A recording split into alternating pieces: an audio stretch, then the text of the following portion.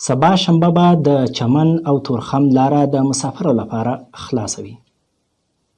سبا د هفتې په ورځ به د تورخم او چمن دواړې دروازې د افغان مسافرو پر مخ په یو اړخیزه توګه خلاصې وي.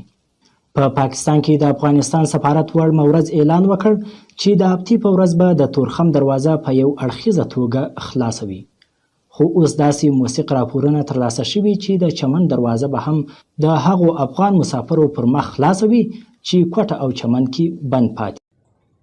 السلام علیکم ګرانو کتونکو، زه حبیب الله ډیمسي یو وار بیا ستاسو په خدمت کې دا وخت د کوټې د ښار څخه حاضر یم. ګرانو کتونکو، لکه څنګه ستاسو معلومه ده، سبا د هفتې ورځ د پاکستان 22مه روژه ده. کوم افغانان وروڼه چې د دې په کوټه او چمن په نورو علاقو کې د دې په ساو دي، دوی غواړي چې افغانستان ته ولاړ شي.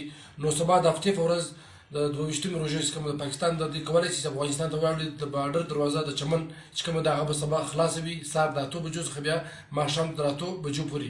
ډېره مننه. سرچینه وایي د چمن دروازه به سبا د سهار له 8 بجو څخه بیا د ماښام تر 8 بجو پورې خلاصه وي. خو لا بل خوا بیا د کندهار آزاد خبریال صدیق الله افغان وایي د کندهار د سپین بولدک او چمن ترمنځ د ویش لار به سبا شنبه د یوې ورځې لپاره د دواړو غاړو مسافرینو پر مخ خلاصوي.